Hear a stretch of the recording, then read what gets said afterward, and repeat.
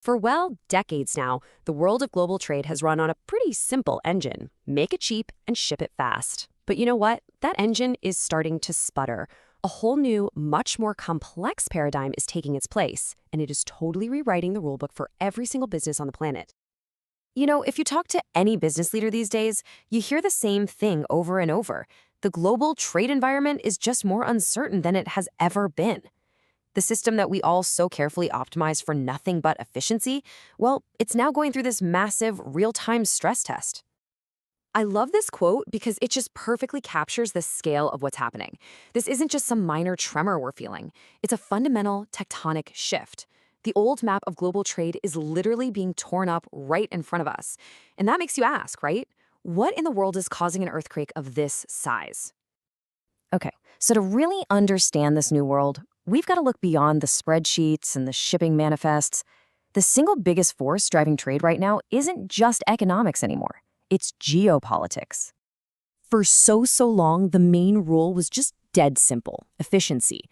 Find the lowest cost, find the fastest route. But that's just not the whole story anymore. So if efficiency isn't the only rule, what is? What's the new organizing principle? Well, the answer lies in this really powerful new metric called geopolitical distance.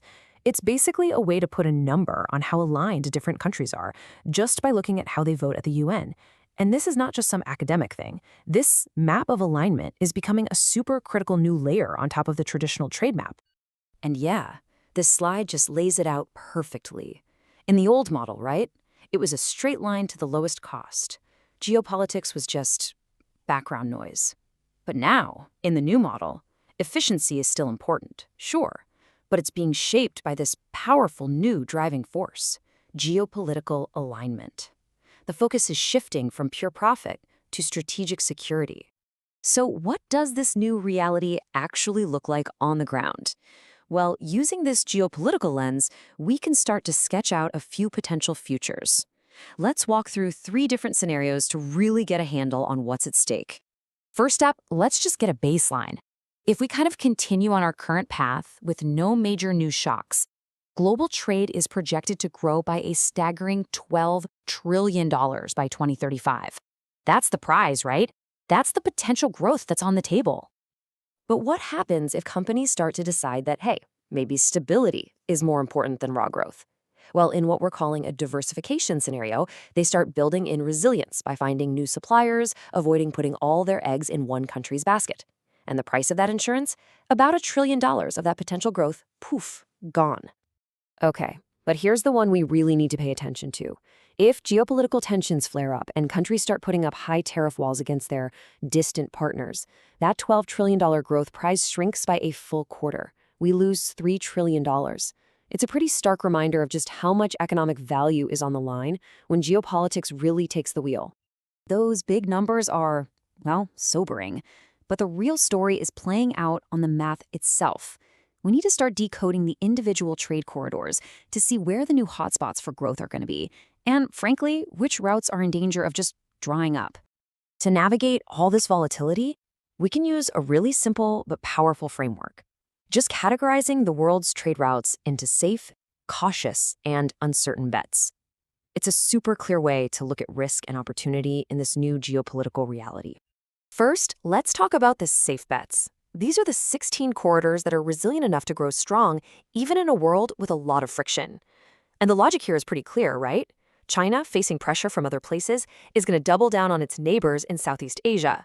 India's explosive growth makes it a must-have partner for Europe, and as some old ties start to fray, close allies, like Europe and the US, are naturally just going to deepen their trade relationship. Next up are the cautious bets. Now, these 23 corridors are still going to grow, but they aren't totally immune to global headwinds. Think about Europe and the Middle East. They have complementary needs for sure, but their potential gets a little muted if a global slowdown hits. So these routes are solid, but you definitely have to keep an eye on the weather. All right, now this is where it gets really interesting: the uncertain bets. The 11 corridors here are extremely vulnerable. I mean, some are obvious, right? Like the China-US or Russia-Europe routes, where tensions are already sky high. But look a little closer. US-Mexico is also on this list. Why? It's not about geopolitical friction. It's about extreme concentration. It's so dependent that it becomes a huge risk if companies really start to diversify their supply chain. Okay, so we've looked at the big global map. Now let's zoom in a bit, down to the industry level. Because, let's be honest, the challenges facing a car manufacturer are worlds away from those facing a farmer. This chart really shows just how unevenly the risk is spread out. It shows the percentage of trade value that could shift around in each sector. And look at electronics. A massive 58% of its trade is exposed. Just think about a single smartphone. Its parts cross dozens of borders, often right through geopolitical fault lines, which makes it incredibly vulnerable. Textiles and machinery are facing similar, if slightly less extreme, exposure. And resources, they play by their own set of rules. For minerals like lithium and cobalt, the supply is globally concentrated in just a few places. You can't just open a new mine overnight. It can take a decade. For energy, the challenge is all about infrastructure. It's insanely expensive to reconfigure pipelines and refineries. And while farm goods are easier to substitute, shifting those supply chains can still trigger some major price swings. So, what's the big takeaway for businesses trying to navigate this new world? Well, it pretty much boils down to a clear three-step playbook. First, you have to assess your exposure. Where specifically do your supply chains cross with those uncertain corridors? Second, you got to stress test your strategy against these different futures. And third, and this is the big one, you have to start making resilience a core priority, right up there alongside efficiency. And this brings us to the fundamental question that should be on every single leader's mind. The simple logic of maximum efficiency? That belongs to a world that is quickly fading away. We are now in a much more complex era of resilience, of security, of alignment. So the real question is your strategy built for that past, or is it ready for the volatility of tomorrow?